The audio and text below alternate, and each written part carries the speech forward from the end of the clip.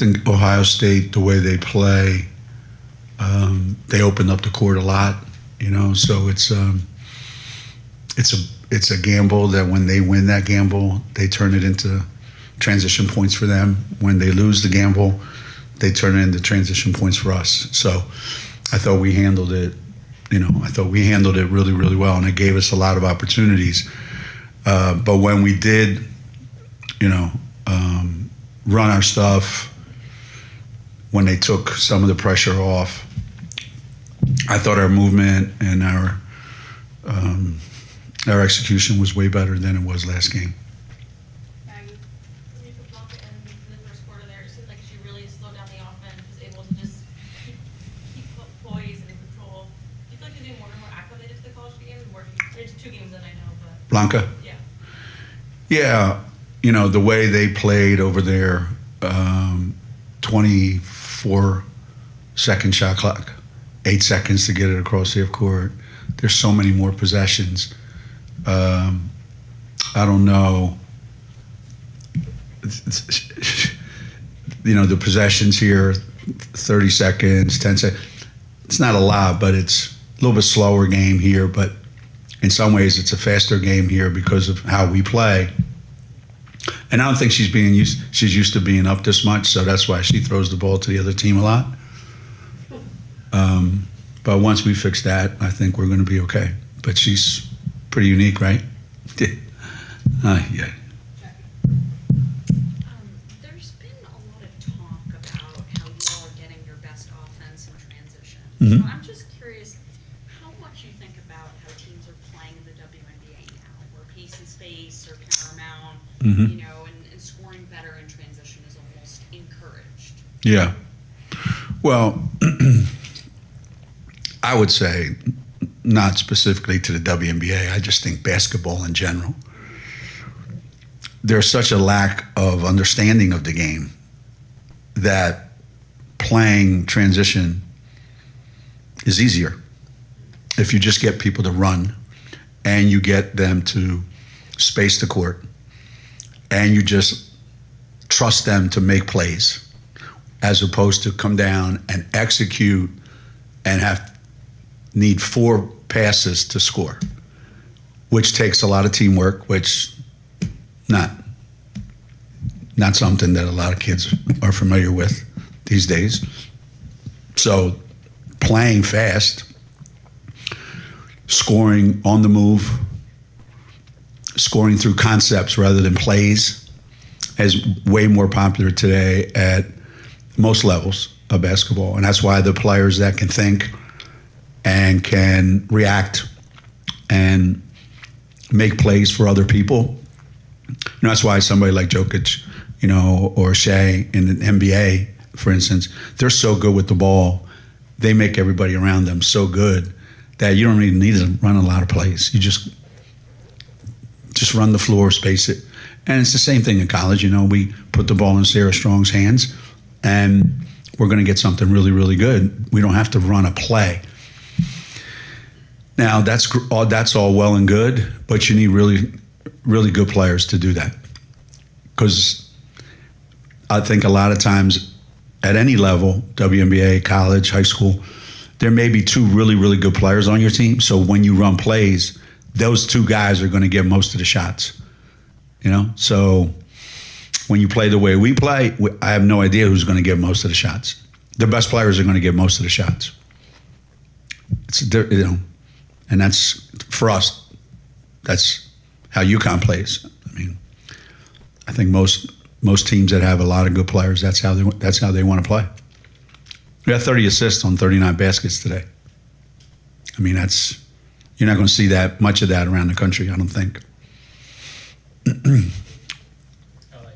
you had 5 players combined for 88 points today, and you talked a little bit on Wednesday about needing to find a third consistent scorer. Do you think you found maybe 1 or 2 of them today? Well, I know Blanca's reputation is she's a scorer. So getting her up to speed and taking advantage of, you watch her, how easy she gets to the basket. She finishes around the basket. She makes enough threes that you have to come out and guard her. So yeah, she has all the qualities of being that person. Ash, when she's got it going, she's more of an in spurts kind of guy. So we've got more than just Azzy and Sarah. And I think Sarah Williams today was more aggressive and better than she has been. So we have a lot of candidates, but I think that's what all the best teams have. Emily? You ran a little bit of that Sarah Blanca lineup today. Just what did you like about that group having that bigger?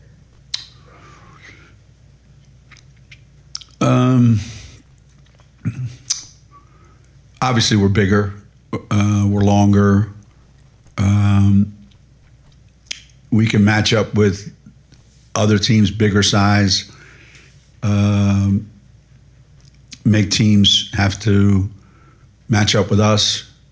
I did like it.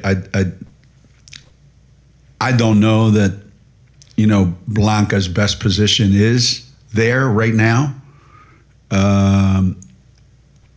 Blanca and Sarah together, where they're interchangeable. So we're still finding out, but for the time that they were together, those three, I thought it was pretty productive. Daniel?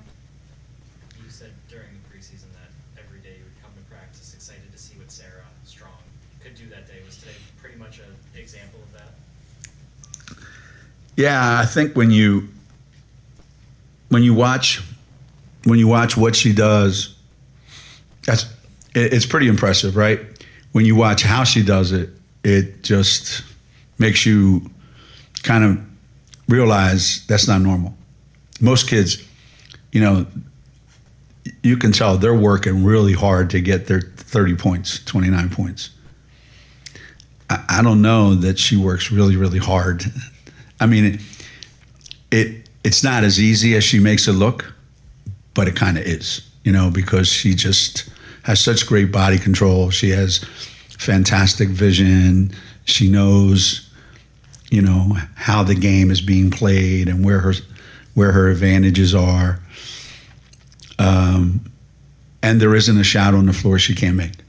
So she plays with such confidence and such poise because she knows I will never be on the court in any situation where I don't know what to do.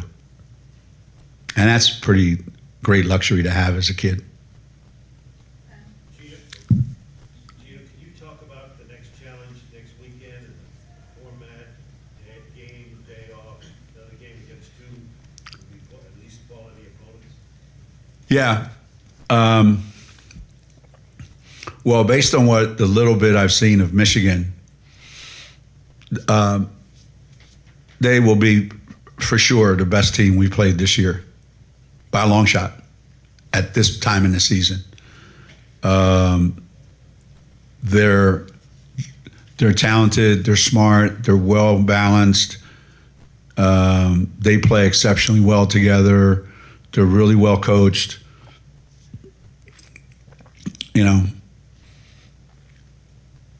Yeah. I texted Kim this morning actually, and I said, wow, I was shocked by the score against Notre Dame, right? That they played. I said, it just like I didn't. Not that they won, but I just didn't expect that score. And she said, yeah, I'm not looking forward to Friday. And I said, I'm not either. I said, maybe we ought to just have a couple of drinks, go gamble a little bit, and call it a day. They're not going to be an easy team to play against at all. Utah, they're going through some transitions. Their best player left to go play at UCLA. That's what I was saying the other night. Anymore, you don't know what team you're playing against because you don't have enough of a sample this year, and you can't look at last year and go, oh, this is who because so many teams have lost. Ohio State being a perfect example. Their best player, then you get a couple guys graduate. So I like the idea that we're playing game, day off, game, because that's NCAA tournament. It's exactly like the tournament. So it'll be good for us. It'll be a really, really, really good test for us. Really good. Over to Ben. What are the challenges, going back to Jack's question a little bit, you talked about Blanca being unpredictable in Tuh. that way. What are the challenges for you in coaching a player or players that are unpredictable?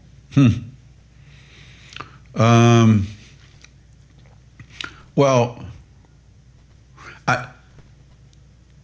I eventually get used to it.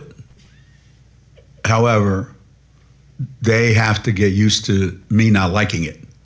So unpredictable, meaning she might throw a pass that's a fantastic pass. And I'll be like, wow, I didn't know she could do that. Or she can get to the rim and have a finish that's really, wow, she looks like a pro, right? She's only 18 years old. So unpredictable in that way, wow. Unpredictable in no human being could possibly throw that pass and think that it's a good pass. So what really is the challenge is the look on her face like, what is your problem? Like I'm supposed to be understanding that this is how I play. So it's going to be a little bit of a battle. Like I know this is how you play, but this is how I coach. So we're going to have to meet somewhere in the middle. But I wouldn't take anything away from her. I wouldn't tell her stop doing this or stop doing that. Not at all. Just need to constantly be, her for constantly to be aware what's a good decision, what's a bad decision. But I don't want her thinking like that when she's playing. We'll look at the film tomorrow and we'll go, what do you think of that? And she'll probably look at me and go, I think it's pretty good. I asked her one time, I said, those last couple of shots, you think good shot, bad shot, great shot? She goes, huh? Like she couldn't understand what I was asking. I shoot it. It's a good shot. How would you deal with that? She's got a lot of Svetlana in her. God bless her. Sarah Williams, you guys went to her a lot early, and then she kind of established herself in the paint. I know we've seen her be so dominant in previous seasons.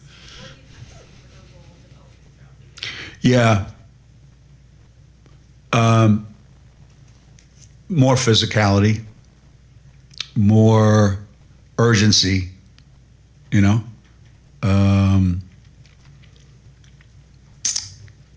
that first half, a little bit of the second half. I think she can be a lot more of a factor defensively for us because she's quick enough and she's long enough. She just has to learn how to make more than one play at a time. Okay.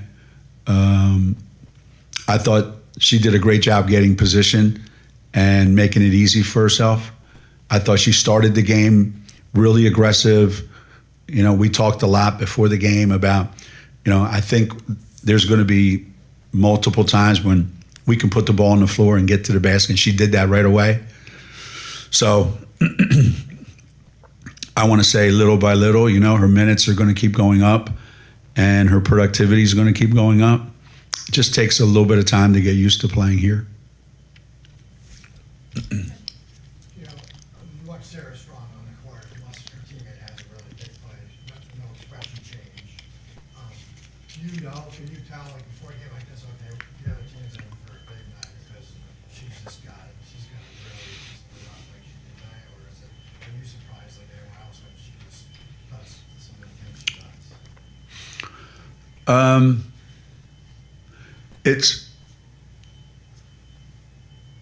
I want to pick my words. How do you say this? It's probably blasphemous, I guess is the best word I'd come up with, to say at this point that not a single thing that she does surprises me. what surprises me is how simple she makes the game look. I think if she wanted to, this would be a normal night for her.